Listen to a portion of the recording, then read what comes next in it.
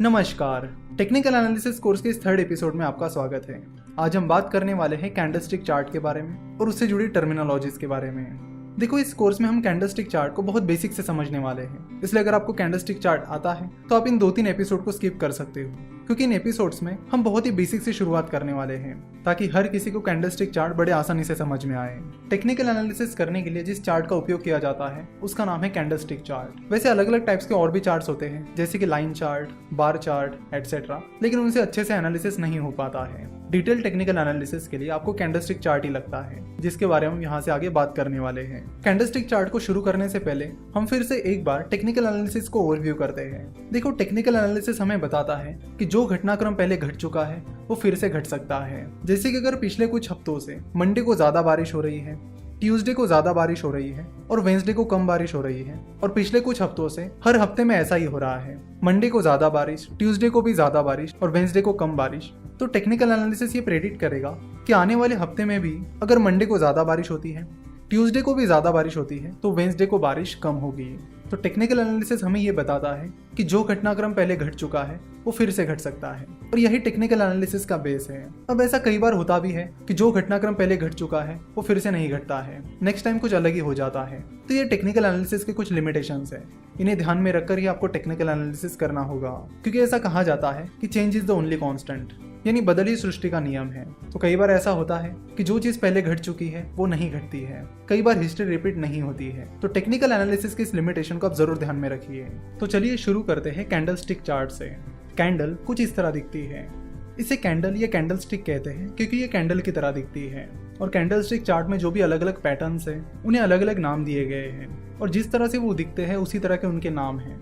तो यहाँ कैंडल में ये जो पार्ट है इसे कहते हैं बॉडी, ये कैंडल की बॉडी है, और इस बॉडी के ऊपर एक लाइन है और नीचे एक लाइन है। ऊपर की लाइन को कहते हैं अपर शैडो, और नीचे की जो लाइन है उसे कहते हैं लोअर शैडो।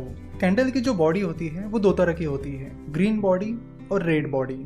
चलो तो इन दोनों कैंडल्स को देखते हैं, एक वो कैंडल जिसकी बॉडी ग्रीन है और एक वो कैंडल जिसकी बॉडी रेड है। जिस कैंडल की बॉडी ग्रीन होती है उसे बुलिश कैंडल भी कहा जाता है, और जिस कैंडल की बॉडी रेड होती है उसे बियरिश कैंडल कहा जाता है। अगर आप टेक्निकल एनालिसिस सीख रहे हो और जापानीज कैंडलस्टिक चार्ट का उपयोग कर रहे हो तो आपको बुलिश और बियरिश इन दोनों चीजों का मतलब पता होना जरूरी है। अगर आपको इन दोनों का मतलब पता नहीं है तो हम शॉर्ट में आपको इन चीजों का मतलब समझा देते हैं, क्योंकि ये टेक्निकल एनालिसिस का बेस है और आपका बेस स्ट्रांग होना बहुत ज्यादा इंपॉर्टेंट है। देखो, सिंपल भाषा में बात की जाए तो बुल का मतलब होता है तेजी और बियर का मतलब होता है मंदी।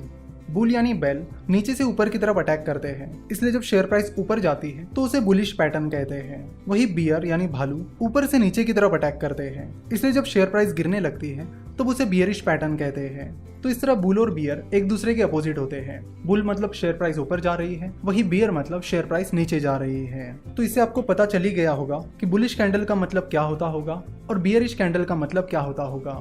बुलिश कैंडल का मतलब है कि शेयर प्राइस उस दिन या उस पीरियड में ऊपर गई है, और बियरिश कैंडल का मतलब होता है कि शेयर प्राइस उस दिन या उस पीरियड में गिर गई है या नीचे आ गई है।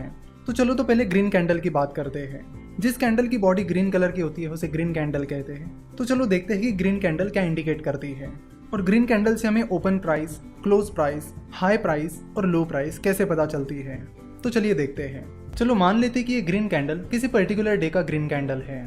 तो ग्रीन कैंडल की ये जो बॉडी है उसका जो टॉप है वो हमें इंडिकेट करता है उस दिन की क्लोजिंग प्राइस। इस बॉडी का जो बॉटम है वो हमें इंडिकेट करता है उस दिन की उस शेयर की ओपनिंग प्राइस। फिर ये जो अपर शैडो है उसका जो टॉप पॉइंट है वो हमें इंडिकेट करता है उस दिन की हाई प्राइस, और ये जो लोअर शैडो है उसका जो बॉटम पॉइंट है वो हमें इंडिकेट करता है उस दिन की लो प्राइस। तो मतलब एक ही कैंडल से हमें उस दिन की opening price, closing price, high price और लो प्राइस ये सारी इंफॉर्मेशन मिल जाती है।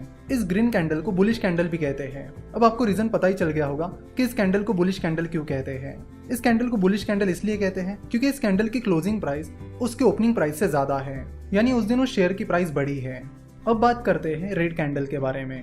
रेड कैंडल को बियरिश कैंडल भी कहते हैं। तो रेड कैंडल की ये जो बॉडी है उसका जो टॉप है वो उसकी ओपनिंग प्राइस रहती है, उस बॉडी का जो बॉटम है यानी ये पॉइंट ये रहता है उसकी क्लोजिंग प्राइस, और बाकी हाई और लो तो सेम ही रहते हैं। यानी अपर शैडो का जो टॉप है वो है हाई प्राइस और लोअर शैडो का जो बॉटम है वो है लो प्राइस। तो ग्रीन और रेड कैंडल में मेन डिफरेंस आता है ओपन और क्लोजिंग में। ग्रीन कैंडल में बॉडी का जो टॉप पार्ट है वो क्लोजिंग प्राइस होती है और जो बॉटम पार्ट होता है वो ओपनिंग प्राइस होती है। वही रेड कैंडल में यानी बियरिश कैंडल में बॉडी का जो टॉप है वो ओपनिंग प्राइस रहती है और बॉडी का जो बॉटम है वो क्लोजिंग प्राइस रहती है।